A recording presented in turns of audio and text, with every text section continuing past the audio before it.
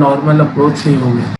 देखो अभी हम लोग पढ़ने जा रहे हैं angular momentum conservation in fixed axis. Angular momentum conservation in fixed axis.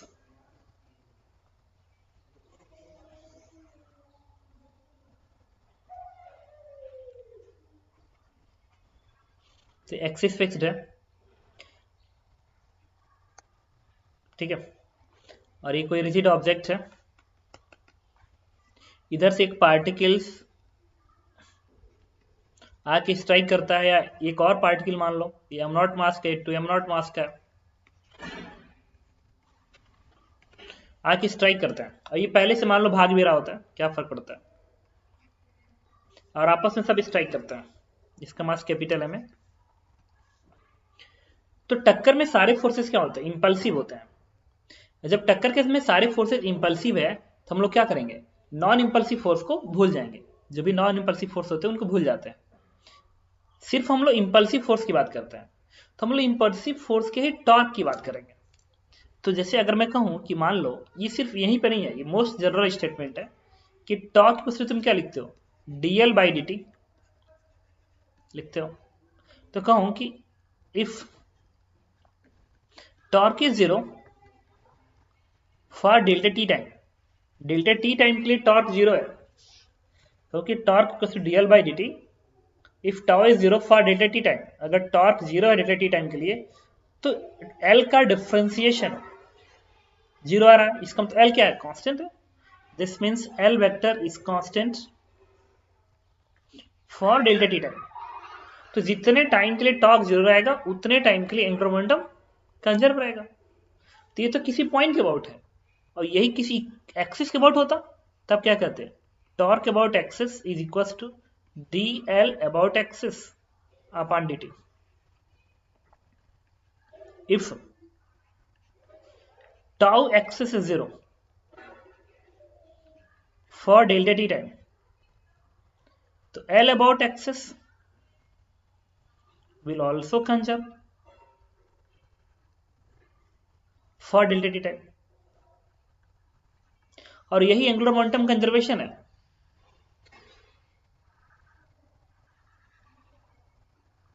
कि किसी पॉइंट के अबाउट अगर टॉर्क जीरो है कुछ समय के लिए, तो उतने समय के लिए एंगुलर मोमेंटम कंजर्व रहेगा।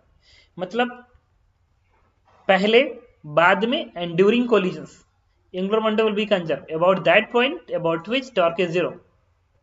ये भी यहां पे भी वही है कि किसी एक्सिस के अबाउट टॉर्क जीरो है for delta t time, then angular momentum will be conserved for delta t time। okay,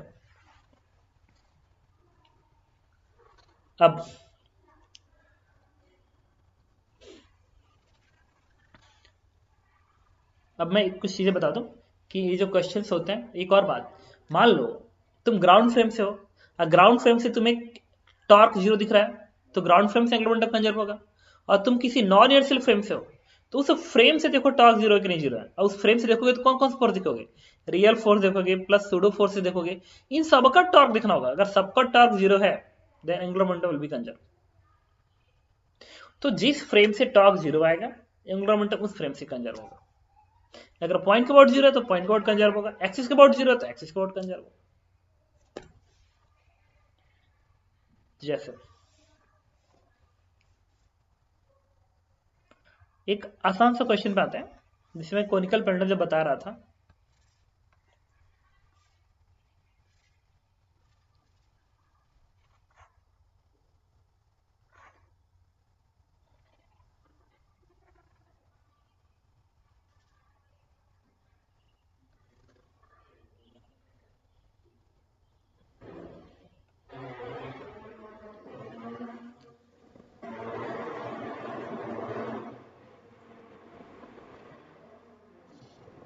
ठीक है, ये पार्टिकल है यहाँ पे, और ये इसकी एक्सिस है। This one is axis. अब पार्टिकल v की स्पीड से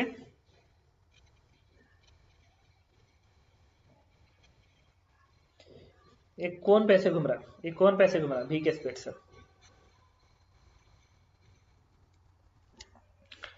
तो मैं ये जानना चाहता हूं कि दो पॉइंट्स हैं, पहला पॉइंट ये है P, ये पॉइंट है Q।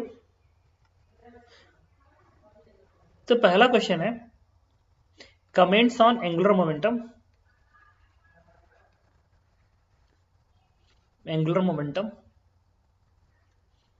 about first point P, second Q and third axis. मैं इन पे कमेंट करना चाहता हूं कि क्या फर्क पड़ रहा है। मैंने कहा चलो थोड़ा एक्सिस के वर्ड सोच लेते हैं। अगर एक्सिस के अबाउट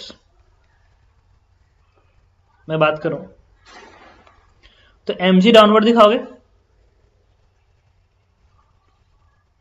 और टेंशन टी ऐसे दिखाओगे, और ये एक्सिस है। तो ये एक्सिस है, तो मैं पूछूं कि एक्सिस के अबाउट टॉर्क कितना है, तो 0 है। क्यों? टेंशन टी एक्सिस से पास कर रहा है और mg एक्सिस के पैरेलल है। क्योंकि ये टेंशन टी जो है एक्सिस से पास कर रहा है, इस एक्सिस से पास कर रहा है, और mg जो है इस एक्सिस के पैरेलल है। देखो mg इस एक्सिस के पैरेलल है और टेंशन टी इसी से पास कर रहा है, तो टॉर्क आ गया 0। एक्सिस के अबाउट टॉर्क 0 है। अगर एक्सिस के अबाउट टॉर्क 0 है, इसका मतलब एंगुलर मोमेंटम क्या रहेगा, एक्सिस के अलोंग कंजर्व रहेगा for all time in direction in magnitude both. याद करो जब मैं कोनिकल पेंडुलम का एंगुलर मोमेंटम बता रहा था तो कह रहा था ना कि एक्सिस के अलोंग एम भी एल आता है और हमेशा ऊपर की ओर होगा या हमेशा नीचे की ओर होगा। तो अगर हमेशा ऊपर की ओर है, चाहे पार्टिकल यहाँ हो चाहे यहाँ हो चाहे यहाँ हो चाहे यहाँ, मैग्नीट्यूड एम भी एल साइन थीटा आया था, तो कंजर्व है, कंजर्व है। यही बात हम पॉइंट क्यू के अबाउट करेंगे। पॉइंट क्यू के अबाउट, तो पॉइंट क्यू के अबाउट जो एंगुलर मोमेंटम है, जरा सोच के बताओ तो, क्या तुम इन दोनों के बीच में सोचो पी और क्यू के अबाउट कि कंजर्व होगा कि नहीं होगा। पॉइंट क्यू के अबाउट बात करते हैं, पॉइंट क्यू अबाउट टॉर्क की बात करते हैं। देखना पॉइंट क्यू के अबाउट टॉर्क 0 आएगा। रीजन कैसे 0 आएगा, टेंशन टी इधर है, mgs है, ये पॉइंट क्यू है, ये वाला एंगल क्या है, थीटा है। तो टी का जो ये कंपोनेंट बनेगा, this is t cos theta equals to mg। Conical pendulum है, ऐसे घूम रहा है, ऐसे घूम रहा है, तो टी इधर है, तो टी का एक component T cos theta mg को बैलेंस कर रहा है। तो इसका कंपोनेंट इधर आएगा टी कॉस थीटा और ये कंपोनेंट इधर आएगा टी साइन थीटा। अब इसके बाद टॉर्क की बात करते हैं। क्योंकि ये वाला फोर्स इसको बैलेंस कर रहा है, तो पॉइंट क्यू के अबाउट जितना mg टॉर्क प्रोवाइड करेगा, पॉइंट क्यू के अबाउट जितना mg टॉर्क प्रोवाइड करेगा, टी कॉस थीटा भी उतना ही टॉर्क उल्टा प्रोवाइड करेगा ना। mg का टॉर्क कैसे आएगा, ऐसे आएगा, और टी कॉस थीटा टॉर्क कैसे आएगा, ऐसे आएगा। दोनों कैंसिल आउट हो गया और टी साइन थीटा इसी से तो पास कर रहा है, then net torque will be 0।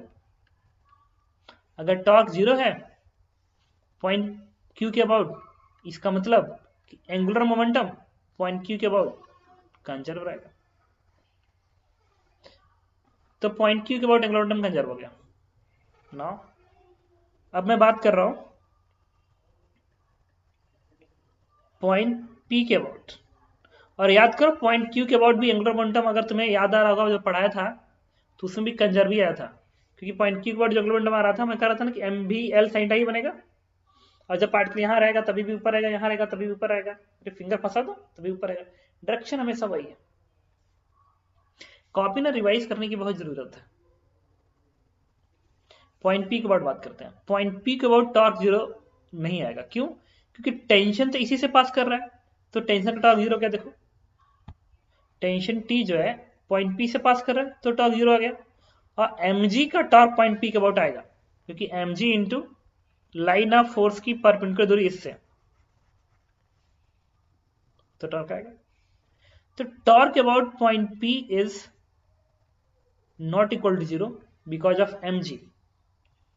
So angular momentum about P will not be conserve, conserve नहीं रहेगा। लेकिन एक्चुअल में मैंने, तुम्हें याद होगा कि पॉइंट P के अबाउट एंगुलर मोमेंटम को मैंने ऐसे बनाया था ये पॉइंट पी ना, तो ऐसे दिखा रहा था, एक कोन की तरह से दिखा रहा था, याद करो, ऐसे दिखा रहा था, एक कोन की तरह से घूमेगा एंगुलर मोमेंटम। एक्चुअली में डायरेक्शन बदल रहा है, स्टील मैग्नीट्यूड और कांस्टेंट, मैग्नीट्यूड फिर भी कांस्टेंट था, जो लिखा था, याद करो, पॉइंट पी के about m v into l लिखा था। तो पॉइंट पी के about angular momentum is conserve in magnitude but continuously changing in direction, direction में कंटिन्यूसली चेंज हो रहा है। ठीक है, ओके। देखो इस क्वेश्चन में क्या है कि एक रॉड है जिसका लेंथ एल है, मास एम है, एक पार्टिकल है जिसका मास एम, वेलोसिटी वी नॉट है। ये पार्टिकल L/4 डिस्टेंस ऊपर से जाके स्ट्राइक कर रहा है। तो पहला क्वेश्चन इसमें कह रहा है, if in collision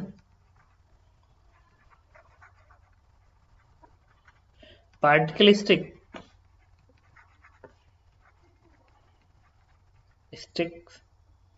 then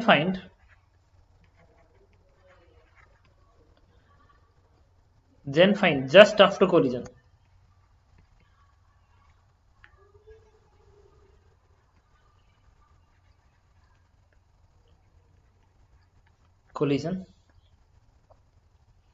first omega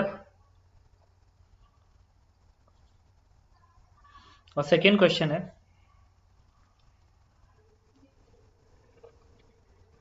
hinge reaction. ठीक है, सेकेंड क्वेश्चन में कह रहा है कि if collision E is coefficient of restitution is 1/2, then find omega। बस क्या करेंगे हम लोग,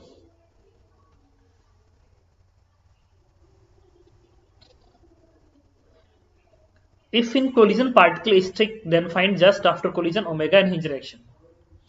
तो सबसे पहले मेरा टारगेट पता क्या होगा, ये जानना होगा कि क्या टॉर्क जीरो के नहीं, कोलिजन है तो कहीं ना कहीं कंजर्वेशन की ही बात आएगी स्पेशली। तो अगर तुम इस पूरे सिस्टम की एबिलिटी की बात करते हो, तो mg वगैरह जो फोर्सेस है उसको तुम्हें देखने की जरूरत तो है नहीं। तो किसे देखोगे, एक तो ये देखोगे जो हिंज से आएगा Fy, एक आएगा Fx हिंज से फोर्स, और फ्रिक्शन लेंथ चेंज होती है तो टॉर्क तो आएगा नहीं, Fx Fy दिखाओगे। दूसरा ये जब पार्टिकल इसे टकराएगा तो नॉर्मल रिएक्शन ऐसे दिखाएगा, और ये पार्टिकल जब इससे टकराएगा तो n ऐसे दिखाएगा। ठीक है, तो इस एक्सिस के अबाउट नेट टॉर्क की बात करेंगे। और दूसरा n तो इंपैक्ट फोर्सेस है तो इंपल्सिव होंगे ही, Fx Fy भी एक तरह से इंपल्सिव फोर्स है।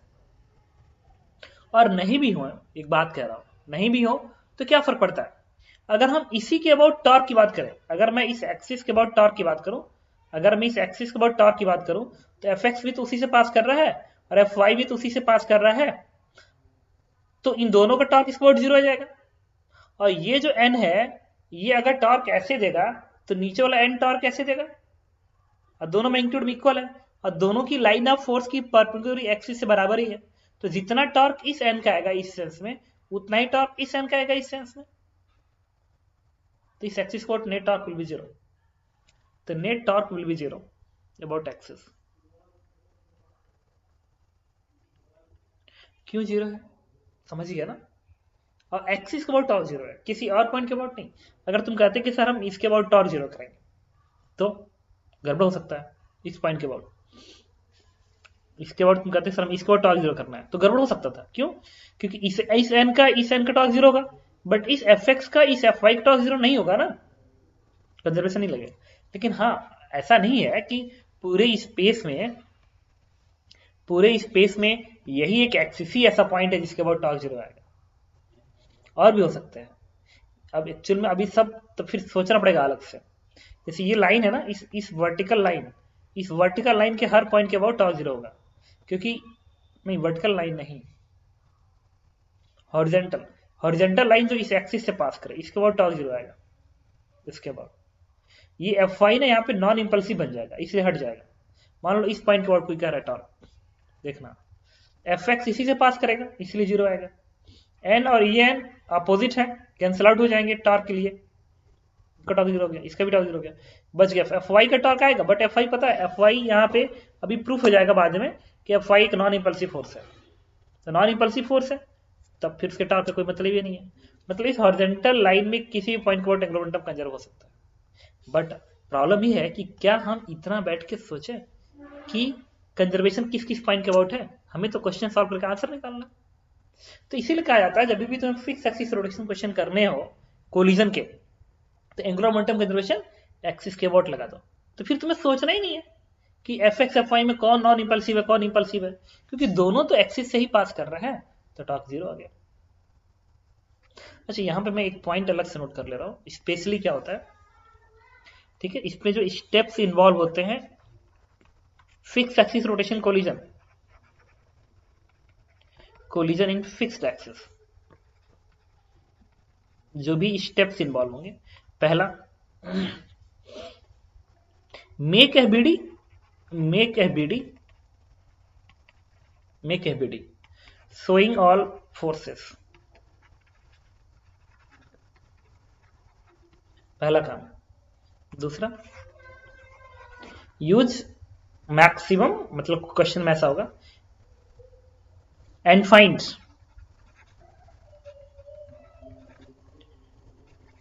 point about which torque is zero, about which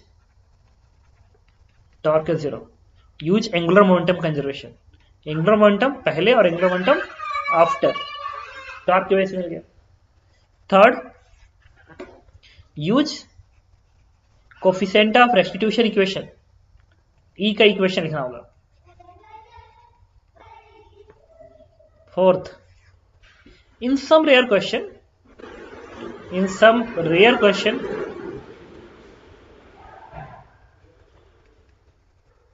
there is need of kinetic energy equation, कुछ ही रेयर क्वेश्चन में किनेटिक जरूरत पड़ेगी, अदरवाइज इससे सॉल्व हो जाते हैं सारे प्रॉब्लम। तो ये देखो, यही में इस एक्सिस के अबाउट टॉर्क जीरो है, तो हम क्या कहेंगे, एंगुलर मोमेंटम कोलिजन के पहले और एंगुलर मोमेंटम कोलिजन के बाद इक्वल आएगा। तो कोलिजन के पहले एंगुलर मोमेंटम इस रॉड का इस एक्सिस के अबाउट जीरो, रॉड रुका हुआ था इसलिए जीरो, और इस पार्टिकल का एंगुलर मोमेंटम इस पॉइंट के अबाउट, पार्टिकल नोट होता है m v r perpendicular, m v not into line of velocity की पर, लाइन ऑफ वेलोसिटी है ना वी नॉट, ये है लाइन ऑफ वेलोसिटी की परपेंडिकुलर एक्सिस से ये डिस्टेंस कितना होगा, दिस इज 3l/4, बनेगा M v not into 3l/4, ये बन गया एंगुलर मोमेंटम। तो सिस्टम का एंगुलर मोमेंटम आ गया कोलिजन के पहले। तो मैं क्या करना होगा, कोलिजन के पहले एंगुलर मोमेंटम कितना है, कोलिजन के बाद एंगुलर मोमेंटम कितना है, दोनों लिखो, इक्वेट कर दो, आंसर आ जाएगा। अब कोलिजन के पहले में कौन है, रॉड है, तो रॉड का अलग लिख दो, पार्टिकल है तो पार्टिकल का अलग लिख दो। तो रॉड का लिखा जीरो क्योंकि रॉड रेस्ट में था, अब पार्टिकल लिखा m v not 3l/4 is equal to collision के बाद। तो कोलिजन के बाद एक्चुअल में क्या होगा कि रॉड से पार्टिकल स्टिक कर गया ना, स्टिक कर गया यहाँ पे l/4, ये 3l/4 की दूरी होगी। मान लो टक्कर के बाद एंगुलर स्पीड ओमेगा आ गई, और पता इस सेंस को तुम प्लस मान लो, इसलिए प्लस मान लिया, इस सेंस को मैंने प्लस मान लिया, क्यों, क्योंकि ये जो मैं प्लस लिखा हूं वो पार्टिकल का एंगुलर मोमेंटम आ रहा है ना, m v not into l 3l/4, तो पार्टिकल का घूमने का सेंस से है ना, तो पार्टिकल घूमने का सेंस से है, इसी सेंस को प्लस मान लो। जब पहली बार प्लस लिखो उसी को पहली बार में प्लस मान लो, उसके बाद जितना अपोजिट साइन आएंगे, डायरेक्शन आएंगे, सब क्या बनेंगे, नेगेटिव। जब तक ऐसा रहेगा प्लस, जब तक ऐसा रहेगा नेगेटिव। एक को प्लस मानो, बाकी उसके अकॉर्डिंग उसके हेल्प से होगा। तो अब इस एक्सिस के अबाउट इनके सिस्टम का एक बार पार्टिकल स्टिक कर गया ना, पार्टिकल स्टिक कर गया तो रॉड का पार्ट बन गया, स्टिक नहीं करा तो रॉड का पार्ट नहीं होता, स्टिक कर गया रॉड का पार्ट बन गया, रिजिड बॉडी का पार्ट बन गया। तो सीधे लिख दो आई इंटू ओमेगा, या दोनों का अलग अलग लिख दो तभी भी कोई दिक्कत नहीं। देखो मैं अलग अलग लिखता हूं, रॉड के एंगुलर मोमेंटम इस एक्सिस के अबाउट, रॉड का एंगुलर मोमेंटम इस एक्सिस के अबाउट, ये बनेगा ml²/3 into omega, angular momentum rod का हो गया आई ओमेगा, प्लस पार्टिकल का m v into r perpendicular, m v, अब पार्टिकल 3L/4 दूरी पे है ना, तो अगर ये रॉड सर्कुलर मोशन कर रहा है तो पार्टिकल भी सर्कुलर मोशन कर रहा है, तो पार्टिकल के एंगुलर मोमेंटम क्या होता है, पार्टिकल के एंगुलर मोमेंटम होता है mv इंटू आर परपेंडिकुलर। तो पार्टिकल 3L/4 दूरी पे सर्कुलर मोशन कर रहा है, एंगुलर वेलोसिटी ओमेगा है, तो पार्टिकल की वेलोसिटी क्या होगी, are omega, 3L/4 into omega. अब क्या लिखेंगे बी की जगह पे, 3L/4 इंटू ओमेगा एम भी into r perpendicular, line of velocity की परपेंडिकुलर दूरी कहां से, इसके एक्सिस से, वो तो 3L/4 ही है। देखो लाइन ऑफ वेलोसिटी की परपेंडिकुलर दूरी एक्सिस से कितनी है, 3L/4, तो यहां लिखोगे 3L/4। तो तुम समझ सकते हो ये पहले ही इक्वेशन में तुमको आंसर मिल गया, ओमेगा कॉमन निकाल लो और सॉल्व कर दो, सॉल्व हो क्या गया। ओके, बट मैंने कहा कि नहीं, ये काम करते हैं, जब एक बार स्टिक कर गया, स्टिक अंडरलाइन है, स्टिक कर गया, स्टिक अंडरलाइन, अगर स्टिक कर गया तो रिजिड बॉडी का पार्ट बनेगा, सीधे नेट आई ओमेगा कर दो तभी भी आंसर आ जाएगा। तो नेट आई ओमेगा करने के लिए मैंने क्या किया, इस वाले पार्ट को इरेज कर देता हूं, नेट आई ओमेगा कर देगा, स्टिक कर गया तब, अगर स्टिक नहीं करता तब तो अलग अलग लिखते हो। क्या लिखेंगे, नेट आई ओमेगा, तो नेट आई क्या आएगा, रॉड का क्या आएगा, ml²/3 प्लस पार्टिकल क्या आएगा, m इंटू आर स्क्वायर, और आर कितना पार्टिकल का, 3L/4 है।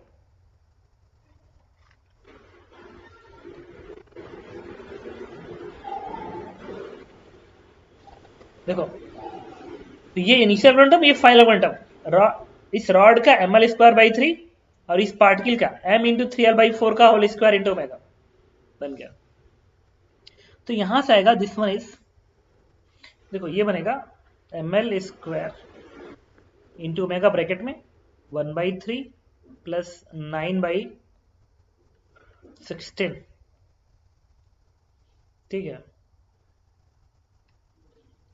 ये आएगा ml² इंटू ओमेगा 16 27 12 13 3 4 43/48, मास से मास कैंसिल आउट हो जाएगा, एक एल भी कैंसिल आउट हो जाएगा, तो इससे ओमेगा की वैल्यू आ जाएगी 3v0/4, एल नीचे 48 ऊपर 43 नीचे, 4 12 4 48 12 3 36 v0/43, and this one is answers. तो मैंने इसको यहां पर लिख लिया 36 v0/43 एल, मिल गया आंसर। अब तुम चाहो तो इसे कॉपी कर सकते हो ताकि मैं अगला क्वेश्चन बताऊं इसका। ओमेगा निकालना है, हिंज रिएक्शन पता करना है, तो हिंज रिएक्शन के लिए क्या किया मैंने, अच्छा जब भी हिंज रिएक्शन पूछता है तो कोलिजन के जस्ट बाद पूछता है, वैसे लिखा आफ्टर, जस्ट आफ्टर कोलिजन, तो ये Fy है, ये Fx है। और जैसा हिंज रिएक्शन तुमने दिखाया था, क्वेश्चन ही किए थे पिछले क्लास में, mg नीचे दिखाएंगे और एंगुलर स्पीड ओमेगा आ गया, और अब मैं n को नहीं दिखाऊंगा, n को मैं इसलिए नहीं दिखाऊंगा, n को अब इसलिए नहीं दिखाऊंगा, कोलिजन के बाद n कहां रहा भाई, कोलिजन के बाद नॉर्मल से थोड़ी रह गया, और ये पार्टिकल इस पे क्या हुआ, स्टिक कर गया, कितनी दूरी पे, 3L/4 दूरी पे, तो इसका भी mg ऐसे दिखा दो, इसकी जो दूरी आएगी, दिस डिस्टेंस इज 3L/4, और इसका जो सेंटर ऑफ मास है, इसकी दूरी क्या है, L/2, तो इसके एक्सिस से इसके सेंटर ऑफ मास की दूरी L/2 है, और इसके एक्सिस से इस पॉइंट की बीच की दूरी 3L/4 है। Fx Fy रिप्रेजेंट कर दिया, ठीक है। अब देखो, और जस्ट आफ्टर अगर पूछ रहा है तो फोर्सेस इंपल्सिव नहीं होंगी, नॉन इंपल्सिव होंगी, इसलिए मैंने mg को भी शो किया, अदरवाइज मैं शो नहीं किया होता। जब मैं ड्यूरिंग कोलिजन की बात करूंगा तब नहीं शो करूंगा, लेकिन कोलिजन के बाद की बात करूंगा तो शो करूंगा। चलो इसके लिए याद करो, हम लोग क्या करते थे, टॉर्क लिखते थे इस एक्सिस के बाद, इस एक्सिस के बाद टॉर्क लिखते थे, फिर अल्फा निकालते थे, तो टॉर्क क्या आएगा, 0, टॉर्क भी 0 आएगा, mg भी उसी से पास कर रहा है, ये वाला mg भी उसी से पास कर रहा है, और fx भी उसी से, fy भी उसी से, तो टॉर्क आ गया 0, this means alpha is again 0, torque by alpha then alpha is 0। तो हम लोग सेंटर ऑफ मास कैसे से निकालेंगे, जो सेंटर ऑफ मास होगा, इसमें 2 पॉइंट है ना, एक पॉइंट मास ए और एक पॉइंट मास ए है, तो या तो इन दोनों के हेल्प से रॉड का सेंटर ऑफ मास और पार्टिकल का सेंटर ऑफ मास दोनों के हेल्प से मैं नेट सेंटर ऑफ मास निकालू, या एक और पढ़ाया था तुमको, या तो लॉज ऑफ मोशन में कहा था ना, नेट फोर्स इक्वल टू होता है m1a1 plus m2a2 is equal to होता है m इंटू ACM। तो जो पढ़ते ना नेट फोर्स बार MACM, basically MACM is equal to MA1 plus MA2, ये भी होता है। F बराबर MACM बराबर M टोटल होता है M1A1 प्लस M2A2 होता है। हाँ, इससे कैलकुलेशन इजी होता है, M1A1 प्लस M2A2 से कैलकुलेशन इजी इसलिए होगा कि दोनों का अलग लिख लो। ACM में क्या होगा कि एक बार सेंटर ऑफ मास का पोजीशन पता करो, फिर उसका सेंटर, उसका एक्सेलरेशन लिखो और करेक्ट। और ये जो ACM बराबर क्या है, ये जो M है ना, इसको नीचे भेज दो, यहाँ पे कैपिटल M नीचे भेज दो। यही तो होता है ACM बराबर M1A1 plus M2A2 upon capital M1 plus M2 होता ही, वही तो लिखा हो, तो क्या नया कर दिया। तो मैं बस ये बताना चाह रहा था कि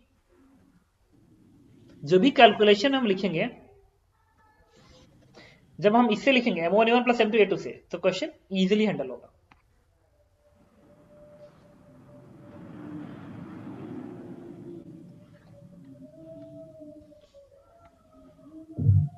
चलो अब एक्सेलरेशन लिखना पड़ेगा। तो जो रॉड का सेंटर ऑफ मास है, इसका एक्सेलरेशन टुवर्ड द सेंटर होगा, किसके बराबर, आर ओमेगा स्क्वायर। तो आर किसके बराबर होगा, L/2 इंटू ओमेगा का स्क्वायर। ओमेगा यही है जो आया हुआ है यहाँ पे जो आया हुआ है। और ये जो नीचे वाला पॉइंट मास है, इसका भी टुवर्ड द सेंटर होगा, this one is 3L/4 into omega का स्क्वायर। ये एक्सेलरेशन है। आप क्या करेंगे, फोर्स इक्वल से लिखेंगे एक्स के डायरेक्शन में। तो एक्स में कौन सा फोर्स है, सिर्फ एफ एक्स है। देखो इस पूरे सिस्टम पे एक्स फोर्स क्या है, सिर्फ एफ एक्स है। तो एफ एक्स बराबर मास इंटू एक्स का एक्सेलरेशन M1A1 प्लस M2A2। तो दोनों पार्टिकल के पास एक्सेलरेशन y में है ना, देखो दोनों पार्टिकल के पास एक्सेलरेशन किधर है, y में, x में तो है ही नहीं। तो 0 प्लस 0, एफ एक्स 0। अब बात करेंगे y के लिए। y के लिए फोर्स इक्वेशन y में लिखेंगे, ऊपर प्लस नीचे माइनस। तो ऊपर Fy प्लस है और ये वाला mg नीचे, ये वाला mg नीचे, तो ये बनेगा माइनस mg बराबर M1A1, इस रॉड का मास m और उसका acceleration m into L/2 omega. नीचे वाला पॉइंट मास का मास m है, तो उसका एक्सेलरेशन क्या है, 3L/4 इंटू ओमेगा का स्क्वायर। ना प्लेस कर दो, इससे y जो आएगा तुम्हारा y क्या हो जाएगा, आंसर, क्योंकि एफ एक्स 0 है। ओके अच्छा, ये तो मैंने एक सिंपल क्वेश्चन पूछी है कि एक रॉड हैंग कर रहा है, पार्टिकल स्टिक कर गया, स्टिक करने के तुरंत बाद ओमेगा बताइए, ठीक है। दूसरा फ्रिंज रिएक्शन बताइए। अच्छा चलो, ये क्वेश्चन नंबर सेकेंड है ना, अब इसको सॉल्व करता है। ठीक है, इसमें देखो रॉड है, एक्सिस है, V0 स्पीड से टकरा रहा है 3L/4 दूरी से। तो टक्कर के बाद मान लो इसकी एंगुलर वेलोसिटी ओमेगा 1 हो जाती है और इस पार्टिकल की वेलोसिटी मान लो v1 हो जाती है, स्टिक तो किया नहीं ना, तो इसकी वेलोसिटी अलग मानना पड़ेगा, इस रॉड की एंगुलर वेलोसिटी अलग मानना पड़ेगा। आप क्या करोगे, एक्सिस के अबाउट एंगुलर मोमेंटम कंजर्वेशन लगाओगे। तो टक्कर के तो बाद वाला है, ये जो डायग्राम है टक्कर के बाद वाला है। टक्कर के पहले वाला डायग्राम एक बार फिर बना लेते हैं। ये टक्कर के पहले वाला डायग्राम है।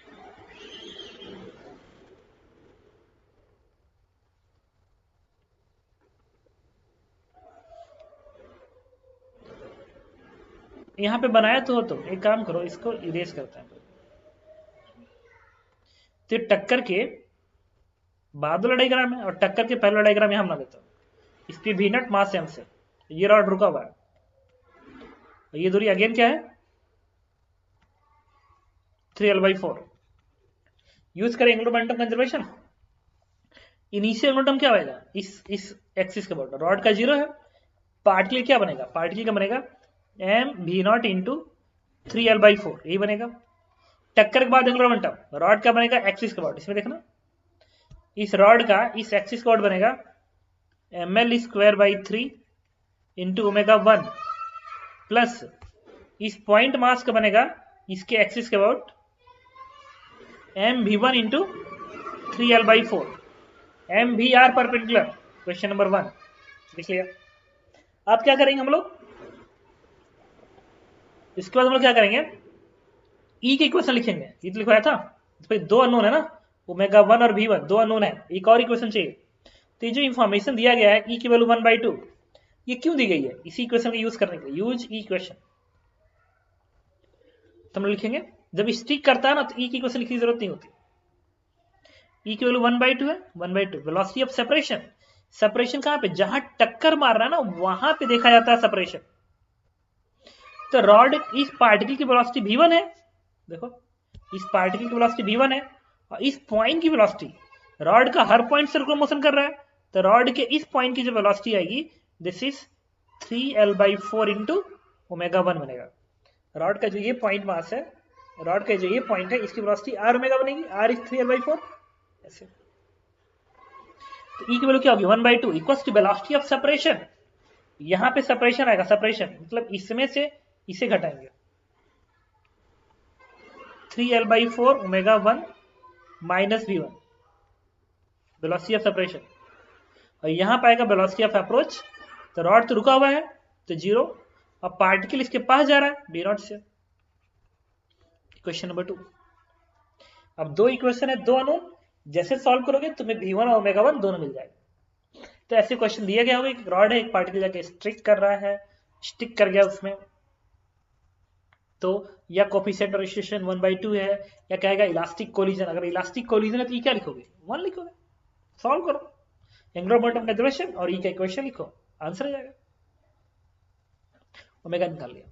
अच्छा हाँ, इसमें ना एक क्वेश्चन तुमसे और अलग से पूछ सकता है, मैं लिख सकता हूँ, ये पूछता है ना, एक चेंज करते हैं इस क्वेश्चन के अंदर, ये ओमेगा पता करो, इसके साथ सेकेंड क्वेश्चन पूछ सकता है, find hinge impulse,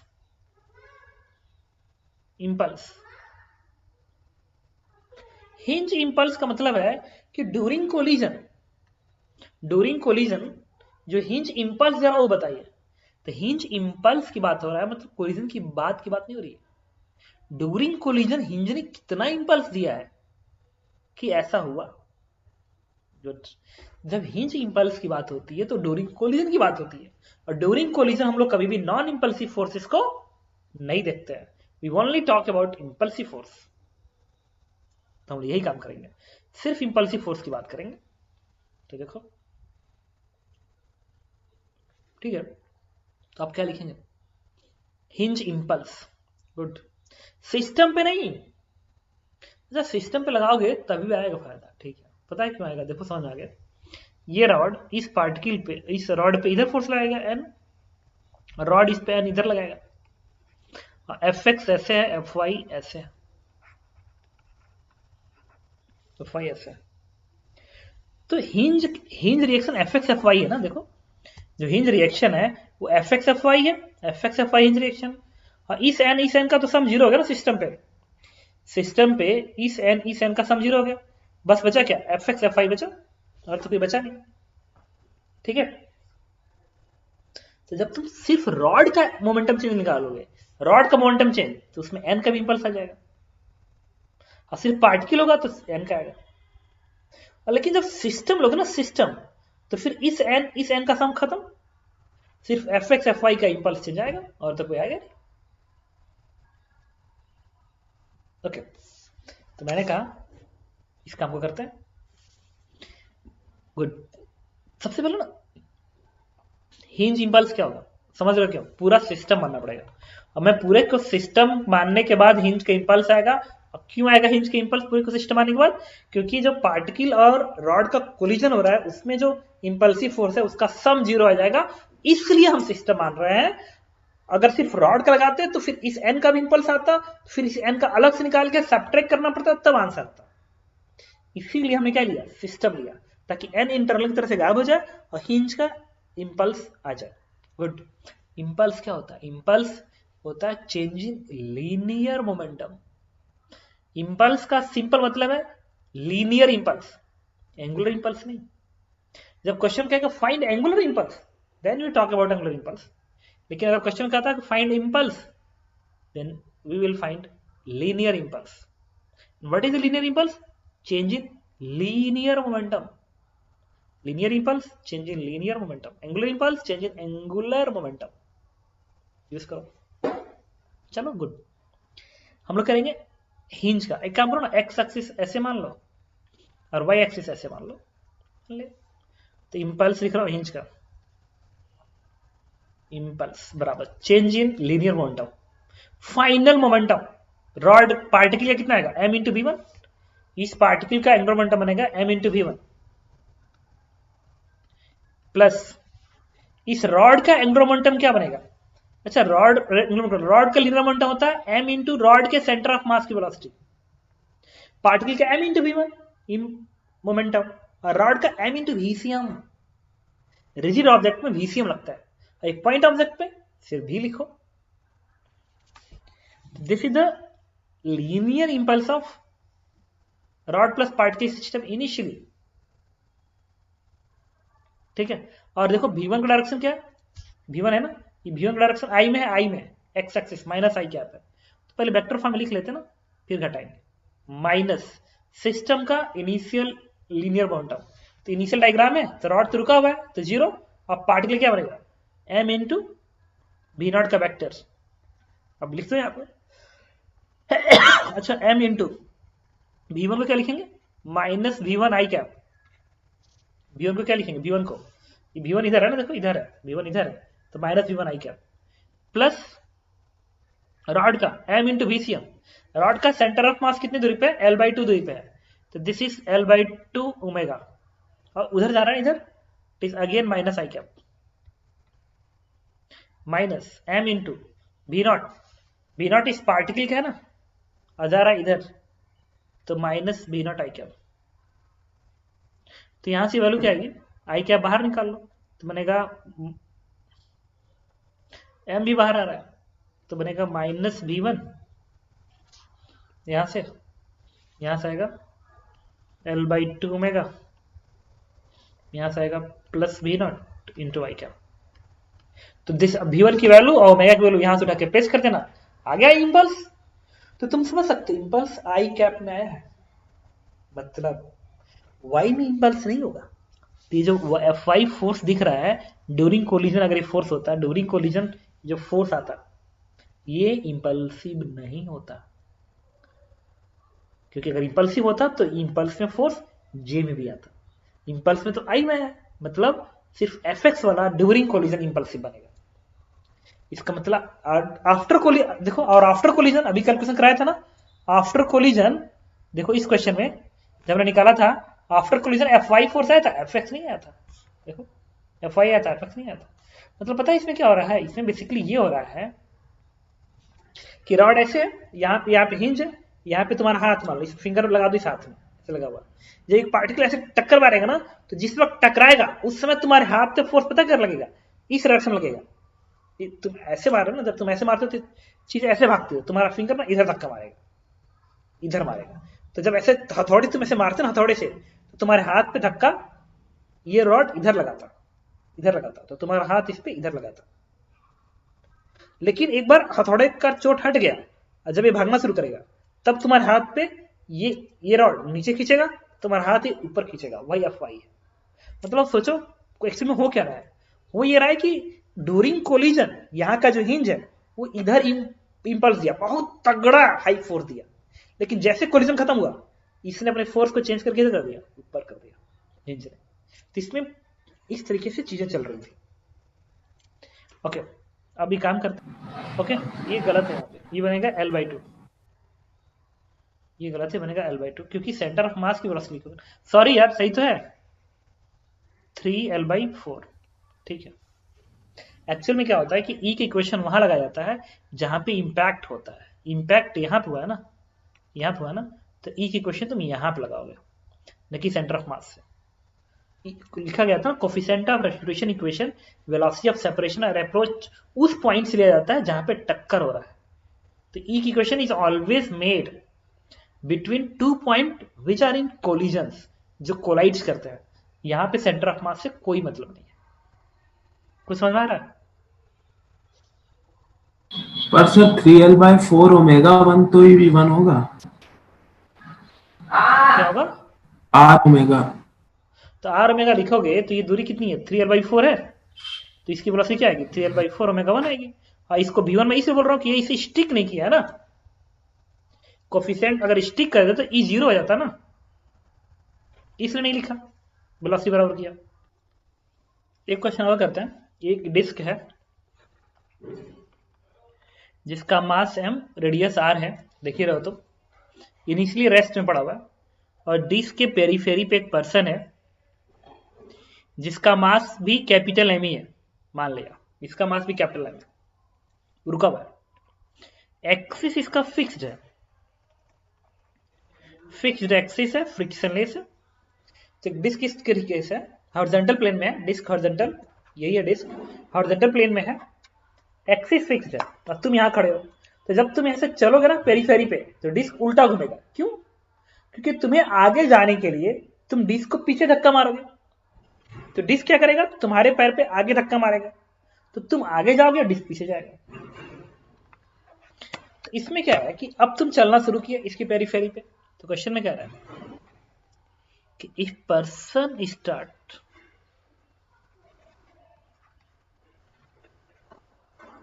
starts moving with relative velocity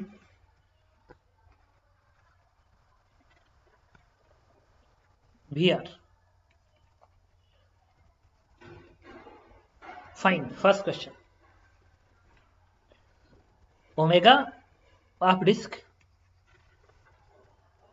second question,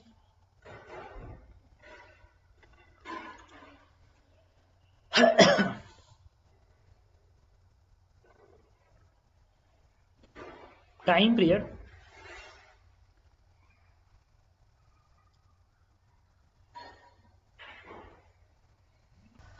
देखो इसमें क्या है कि एक डिस्क है जिसका मास m, रेडियस r का है, और डिस्क के पेरीफेरी पे एक पर्सन है, जब पर्सन ऐसे चल रहा है तो डिस्क घूम रही है।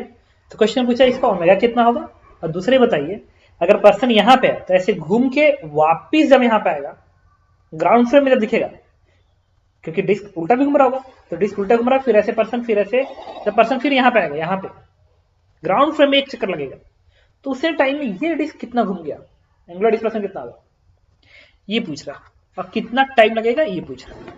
चलो सॉल्व करते हैं। जबकि एक्सिस फ्रिक्शनलेस है, तो इसकी एक्सिस है, तो हम बात करेंगे क्या एक्सिस के बाद टॉर्क जीरो है। हाँ देखो कैसे जीरो है, एक्सिस ए है, तो इस डिस्क का जो mg होगा वो तो एक्सिस के सेंटर से ही पास करेगा, और पर्सन यहाँ पे है तो पर्सन का जो mg होगा वो जो भी आएगा mg वो इस डिस्क के एक्सिस के क्या होगा, पैरेलल होगा। तो अगर एक्सिस के पैरेलल mg है तो टॉर्क जीरो आएगा, फोर्स पैरेलल है ना।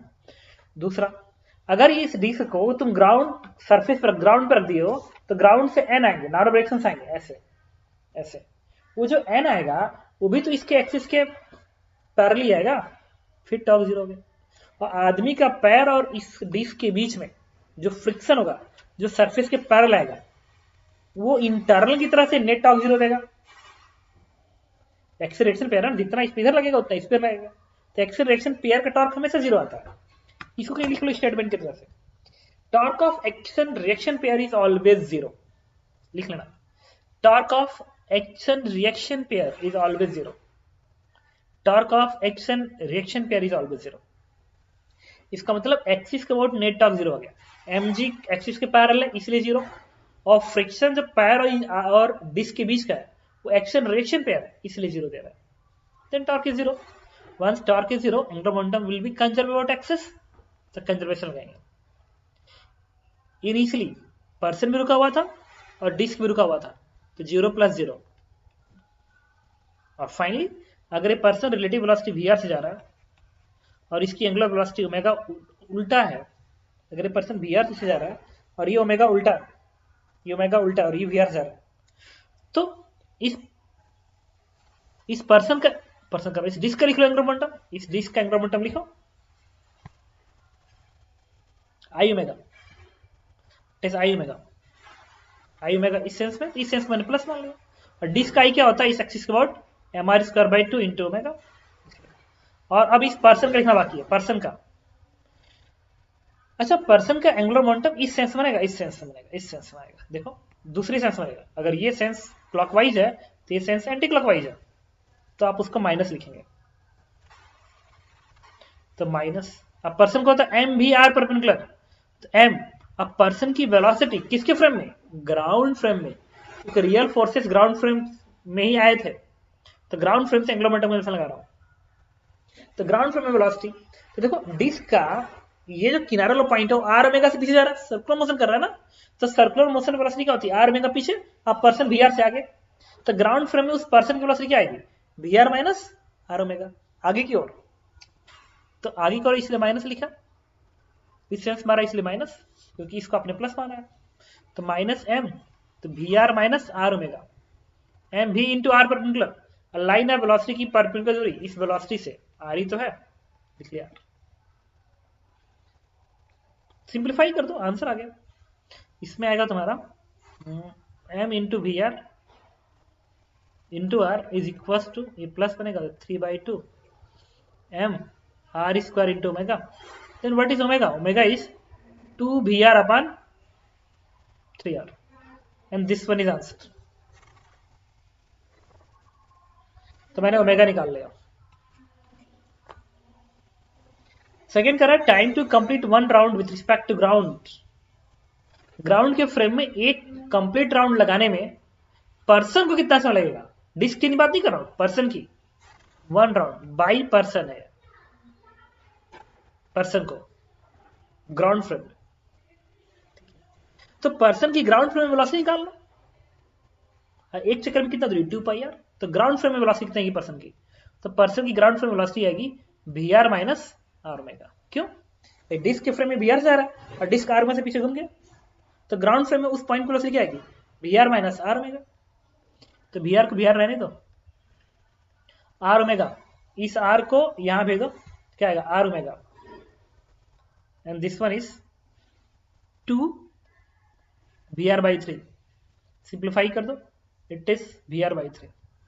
तो ग्राउंड फ्रेम में वेलोसिटी वी आर बाई 3, तो पूछे कितना टाइम लगेगा, तो 2πr and divide by ground frame की वेलोसिटी वी आर बाई 3, इससे कितना आएगा 6πr upon v r, and this one is answer. कह रहा फाइंड एंगुलर डिस्प्लेसमेंट, डिस्क ने कितना एंगल बैक घुमा वापिस, तो थीटा को क्या होगा ओमेगा इंटू टी, क्योंकि ओमेगा कांस्टेंट है ना, ओमेगा कांस्टेंट है और टाइम इतना है, मल्टीप्लाई कर दो, तो omega is 2 v r upon 3r, और टाइम कितना है 6π capital R into v r. Okay, इसे कैलकुलेट करो तो ये वैल्यू आएगी 3 दूनी 6, 4π, 4π, आंसर इज 4π बाई 3, नहीं सही तो है 4π, बिहार कट गया, एक बार कैलकुलेशन चेक करना था।